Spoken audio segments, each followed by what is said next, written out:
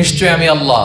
মুসা আলাইহিস সালামকে প্রথম যে প্রত্যাদেশ রেভেলেশন দিয়েছিলেন মুকাদ্দাসে তুয়ার পাশে, তুর পাহাড়ের পাদদেশে, ওখানে প্রথম মুসা আলাইহিস সালাম আল্লাহর সাউন্ড তখন তিনি শুনেছিলেন। এবং আল্লাহর সাউন্ডটাও আমাদের সাউন্ডের মতো নয়। যেমন আমি এদিক থেকে কথা বললে আপনি এই পাশ থেকে শুনবেন, এদিক থেকে কথা বললে এদিক থেকে আমাকে ডাক দিলে এদিকে, তার মানে আমি দিকের সাথে সম্পৃক্ত। আল্লাহর এটা এরকম না। মুসা আলাইহিস সালাম তিনি যখন আল্লাহর কথা শুনলেন, তিনি বললেন যে একটা সাউন্ড শুনলাম, এটা চারদিক থেকে শোনা যায়, চারদিক থেকে শোনা যায়। এবং তিনি ওনার প্রেগনেন্ট স্ত্রীকে নিয়ে মাদিয়ান ক্রস করে ইজিপ্টের বর্ডারে ঢুকবেন। ইন দ্য মিন টাইম আল্লাহ তাআলা ওই সময়টাকে চুজ করেছেন যে তাকে এখন নবী বানাবো, তাকে রেভেলেশন দিব। স্ত্রীকে, দাসীকে বললেন যে একটু বসো, প্রচন্ড ঠান্ডা, ওই যে আগুন দেখা যায়, মনে হয় কেউ আগুন পোহাচ্ছে, আমি একটু আগুন নিয়ে আসি, মশাল দিয়ে তোমাদের আরাম লাগবে, একটু ওয়ার্ম আপ হবে। তো আগুনের কাছে যেয়ে দেখে সামনে যত যায় আগুন তত পেছায়।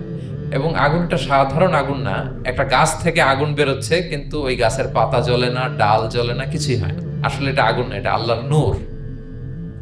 আল্লাহর নূর সেখানে ফোকাস দেওয়া হয়েছে। এবং আল্লাহর নূরও আমাদের নূরের মতো না। নূর মানে লাইট। নূর মানে কি? লাইট। সো এই যে আমরা যে লাইট দেখি, এই লাইটের মতো না। কারণ আল্লাহর এই নূরের কাবার দেয়া হচ্ছে আবার নূরের পর্দা দিয়ে। পর্দা দেয়া হয় সাধারণত আলোকে আটকানোর জন্য, কিন্তু আল্লাহর যে পর্দা, হিজাবের কথা বলা হয়েছে, ওই পর্দাটাও আলোর পর্দা।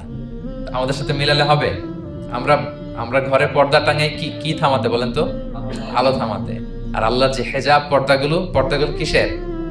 আলোর, নূরের। সো কশ্চিন কালেও আপনি সৃষ্টির সাথে স্রষ্টাকে মিলাবেন না।